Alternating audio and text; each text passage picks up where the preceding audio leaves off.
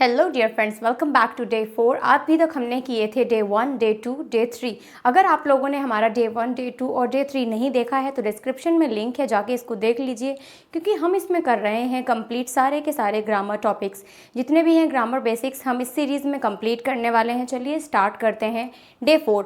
Day 4 में हम जानेंगे कुछ एक्शन वर्ड्स के बारे में और उनके सेंटेंसेस के थ्रू हम उनके एग्जाम्पल्स को अच्छे से समझेंगे। चलिए शुरू करते हैं। फर्स्ट जो है हमारा हेयर। अब हेयर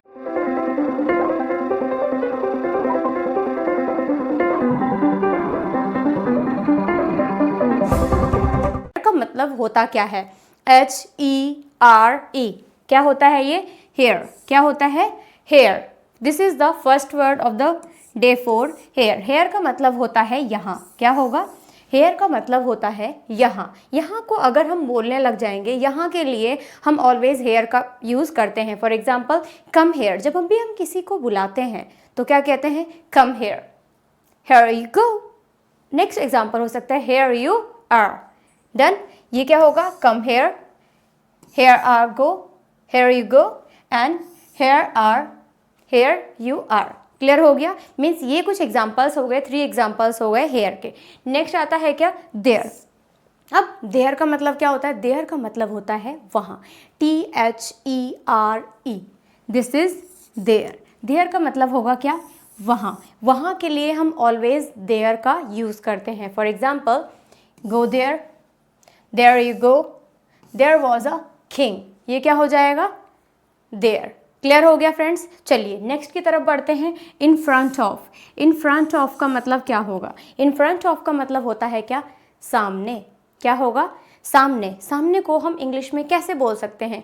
कुछ सेंटेंसेस के थ्रू समझते हैं। फर्स्ट जो है हमारा, सामने को हम बोलेंगे कैसे? एग्जाम्पल्स के through. He is in the front of the me, means वह मेरे फ्रंट में है। ठीक है? अगर कोई भी पर्सन आपके सामने है, you are front of me, he is front of me, she is front of me, they are front of them, means वे उनके फ्रंट में है। यहाँ पे क्या हो सकता है? इन front of. In front of का मतलब होता है सामने। लाइक मार्कर मेरे सामने है या कैमरा मेरे सामने है, तो कैसे बोलेंगे? The camera in front of me, the camera in front of मी। आप लोग मेरे सामने हैं क्योंकि आप लोग मेरी वीडियो देख रहे हैं, तो कैसे होगा? You are front of me. What? You are front of me. Clear हो गया फ्रेंड्स? तो कैसे हो जाएगा? He is in front of me. Next example होगा इसका 4। 4 होगा बिहाइंड। बिहाइंड का मतलब होता है क्या? पीछे। पीछे। जैसे कि पीछे क्या है? अभी फिलहाल में पीछे बोर्ड है, तो क्या हो जाएगा यहाँ पे? पीछे को एग्जाम्पल्स के थ्रू समझते हैं। The board is behind me, the board is behind me. Board मेरे पीछे है, the board is behind me. Next हो सकता है क्या? बिसाइड। बिसाइड का क्या होगा? बगल में या फिर पास में। तो कैसे हो सकता है? बोर्ड मेरे पास में है या बोर्ड मेरे बगल में है, तो क्या हो जाएगा? The board is beside me, the board is beside me. Clear हो गया? चलिए नेक्स्ट समझते हैं आगे क्या होगा इसमें। आगे होगा हमारा बिफोर। बिफोर का क्या होता है? बिफोर का होगा पहले। तो बोलते हैं ना, wash your hands before the meal, wash your hand before the pray. Means pray के पहले आप अपने हैंड्स को वॉश करें, या फिर खाना खाने से पहले आप अपने हैंड्स को वॉश करें। तो एग्जाम्पल क्या हो जाएगा? Wash your hands before meal. Clear हो गया? पहले। नेक्स्ट होगा हमारा 7। नंबर 7 में आता है आफ्टर। जैसे हमारा बिफोर था, बिफोर मतलब होता है पहले, आफ्टर मतलब होता है बाद में। तो आफ्टर का क्या होगा? बाद में। बाद में को क्या बोलेंगे हम? कुछ एग्जाम्पल्स के थ्रू समझते हैं। I'll come after 10 o'clock। मैं कब आता हूँ? केम आया है यहाँ पे। केम मीन्स थर्ड फॉर्म यूज़ हुई है, इट मीन्स आया। क्लियर हो गया? पास्ट पार्टिसिपल यूज़ होते ही हमारा क्लियर हो जाता है कि वो पास्ट की बात हो रही है जो बीत गया है, इसीलिए हम क्या लगाते हैं वहाँ पे? सेकंड फॉर्म या थर्ड फॉर्म लगाते हैं। आई केम आफ्टर 10 o'clock। मैं 10 o'clock के बाद आया। क्लियर हो गया? नेक्स्ट होगा हमारा 8 बिटवीन। बिटवीन का मतलब होता है बीच में। क्या होगा? बीच में।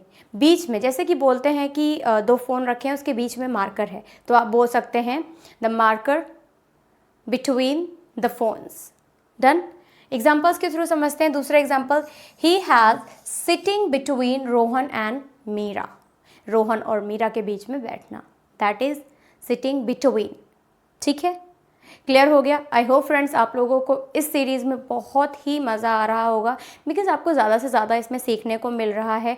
और अगर आपको लग रहा है कि आप इसको एंजॉय कर रहे हैं और कौन सा वर्ड आपको, कौन सा सेंटेंस, कौन सी ट्रिक आपको पसंद आ रही है, कमेंट बॉक्स में कमेंट करें, जिससे कि हमें और ज़्यादा आइडियाज़ मिलें। आप किस किस टॉपिक पे वीडियो चाहते हैं उसके लिए हमें मेंशन करें, हमें मैसेज करें। आप कमेंट में इसको लिख दें, मैं उसको गौर से देखती हूँ और उसी के ऊपर फिर वीडियो बनाऊँगी, बिकॉज़ मैं आप लोगों के लिए वीडियो बना रही हूँ, आपको सिखाने के लिए मेरा पर्पज़ है। आपको सीखना आना चाहिए, तो जैसी बात है मैं आपके अकॉर्डिंग ही चलने को तैयार हूँ, इसमें कोई इशू नहीं है।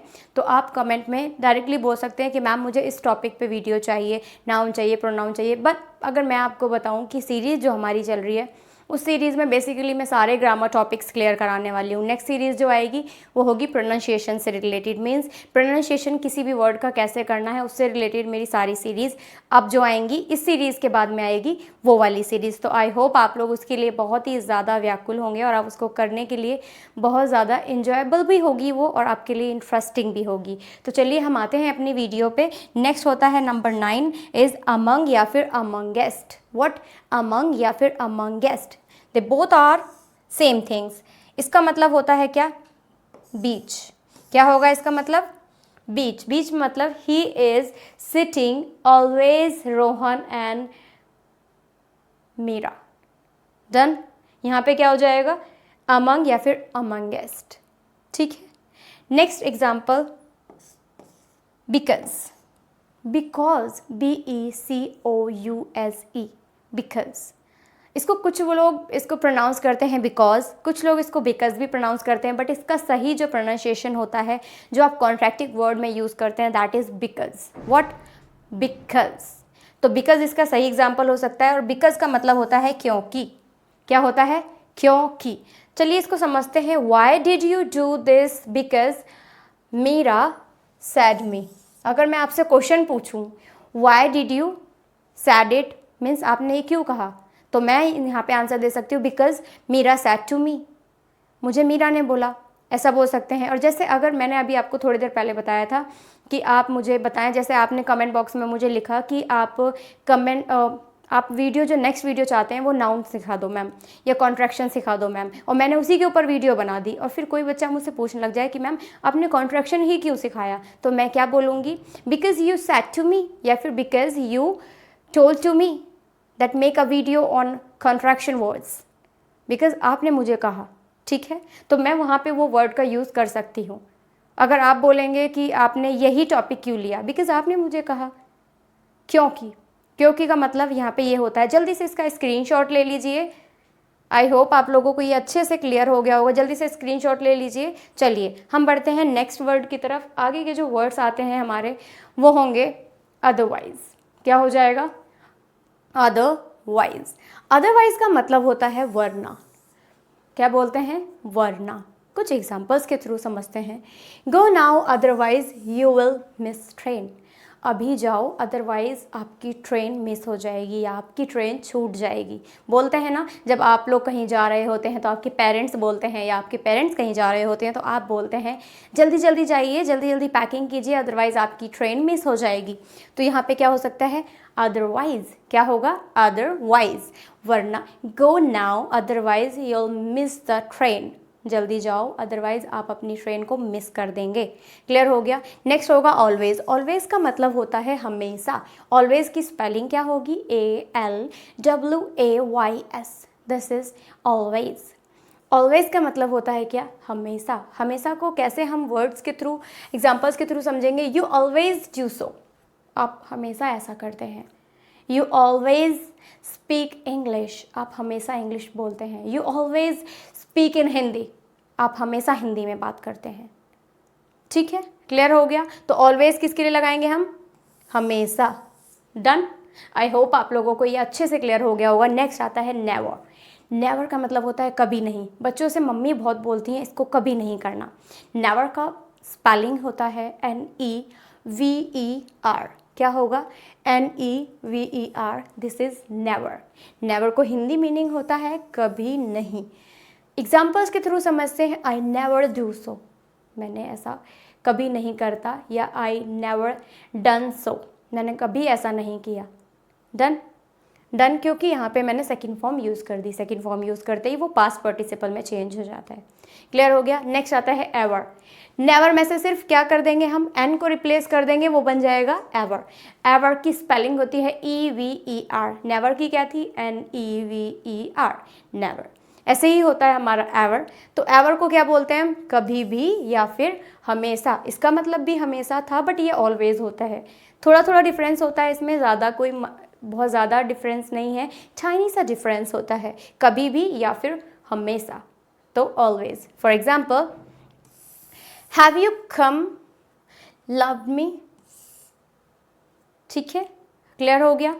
नेक्स्ट आता है क्या, ऑफ कोर्स।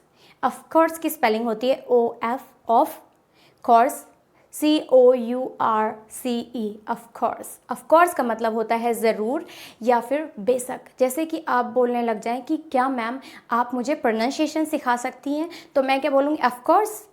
तो मैं क्या बोलूँगी, ज़रूर। बोलते हैं ना ऑफ कोर्स। कोई हमसे कॉपी मांगता है, आप पढ़ते हैं, बच्चे, सारे बच्चे पढ़ते हैं, और उस टाइम पे अगर आपसे कोई कॉपी मांग ले तो आप क्या बोलेंगे, ज़रूर, मैं ज़रूर दूंगी तुमको क्योंकि तुम मेरी फ्रेंड हो। तो क्या बोलेंगे वहाँ पे, of course I will give you.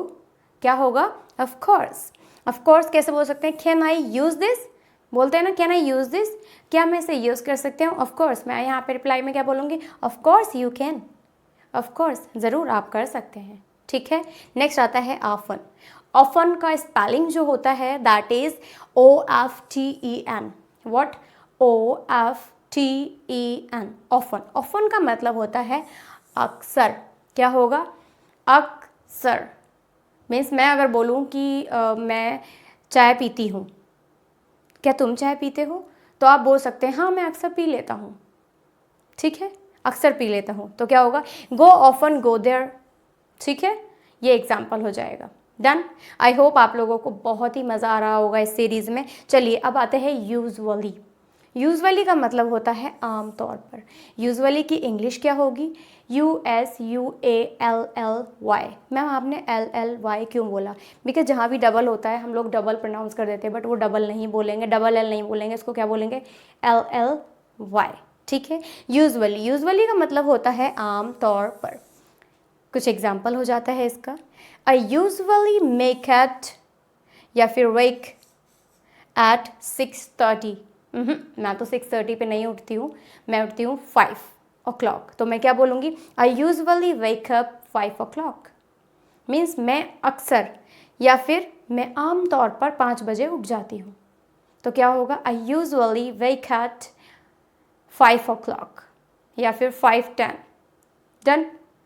Usually किसके लिए, आम तौर पर। आम तौर पर मैं वहाँ जाती रहती हूँ, तो क्या होगा, यूजुअली आई गो देयर या go there, I go there usually. ये भी हो सकते हैं, they both are same things.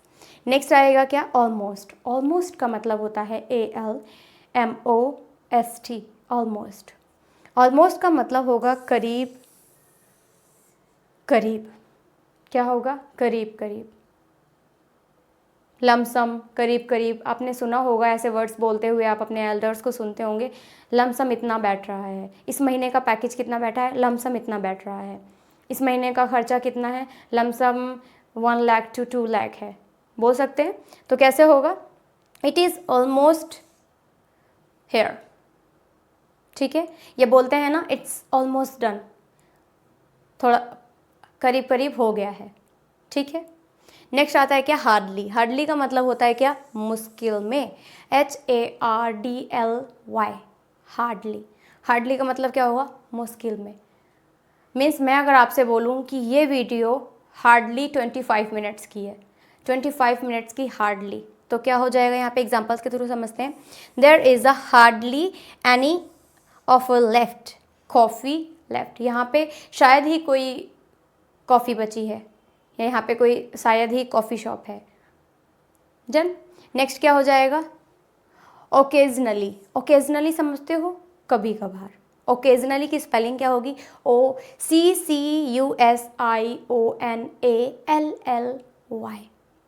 Occasionally, कभी कभार। तो क्या होगा, कभी कभार को हम कैसे बोल सकते हैं, हाँ कभी कभार मैं वहाँ चली जाती हूँ, तो कैसे होगा, occasionally I go there, occasionally he come here, occasionally वो कभी कभार यहाँ भी आ जाता है, कभी कभार मैं उनसे बात कर लेती हूँ। ओकेजनली आई टॉक विद हम, आई टॉक विद हर, और आई टॉक विद मीरा, तो क्या हो जाएगा, occasionally I talk with Meera. I hope आप लोगों ने ये बहुत अच्छे से कर लिया होगा, इसका जल्दी से स्क्रीनशॉट ले लें। चलिए नेक्स्ट की तरफ बढ़ते हैं। अब आते हैं क्या हमारे इन्फिनेटिव प्रोनाउंस। इंडेफिनिट प्रोनाउंस कौन से होते हैं, anybody, somebody, everybody, nobody, anywhere, somewhere, ये होते हैं हमारे इंडेफिनेट प्रोनाउंस। इंडेफिनेट प्रोनाउंस को समझते हैं। एनीबडी, एनीबडी की स्पेलिंग क्या होती है, ANYBODY, एनीबडी, कोई या फिर किसी, क्या होगा, कोई या फिर किसी। एग्जाम्पल, इज़ एनीबडी देयर, कि कोई वहाँ पर है, is anybody there, is anybody here, कि यहाँ पर कोई है। बोलते हैं ना हम किसी के घर पे जाते हैं और हमको लगता है कि कोई आवाज़ नहीं आ रही है अंदर से, तो कैसे बोलते हैं, is anybody here, is anybody there, done. Next होगा समबडी। समबडी, बडी की स्पेलिंग सेम होगी। समबडी में क्या हो जाएगा, SOMEBODY, समबडी। समबडी में क्या होगा, कोई या फिर किसी, क्या होगा, कोई या फिर किसी। कैसे होगा, समबडी इज़ कमिंग, क्या हो जाएगा, समबडी इज़ कमिंग, डन, कोई आ रहा है। नेक्स्ट होगा एवरीबॉडी। एवरीबॉडी की spelling EVERY, everybody, BODY, everybody. इसका मतलब होता है सभी या फिर हर कोई, बोलते हैं ना प्रत्येक, ऐसे ही होगा हर कोई। एवरीबॉडी नोज दिस, हर कोई इसे जानता है। Everybody knows me that I am English trainer, सब मुझे जानते हैं कि मैं इंग्लिश ट्रेनर हूँ। आप मुझे जानते हैं कि मैं इंग्लिश ट्रेनर हूँ। तो एवरीबॉडी नोज दिस या फिर everybody knows me. Nobody, nobody NOBODY, nobody means कोई नहीं, कोई नहीं जानता कि मैं इंग्लिश ट्रेनर हूँ। Nobody knows me that I am English trainer. दूसरा एग्जाम्पल हो जाएगा, no one knows this, no one नहीं आएगा, यहाँ पे आएगा क्या, नोबडी, नोबडी नोज दिस, इसे कोई नहीं जानता, ठीक है। नेक्स्ट होगा एनीवेयर। एनीवेयर का मतलब क्या होता है, कहीं, ANYWHERE, एनीवेयर। एनीवेयर का मतलब होता है कहीं। इसका एग्जाम्पल क्या होगा, have you seen ever anywhere, क्या आपने पहले कभी देखा है या कभी देखा है, कहीं देखा है, इसका ये हो जाएगा। नेक्स्ट क्या होगा, समवेयर, कहीं, तो क्या होगा, कहीं। यू गो एनीवेयर, चलिए इसका एग्जाम्पल मैंने लिखा नहीं है, अब लिखते हैं यहाँ पे, क्या होगा, यू गो एनीवेयर एवर।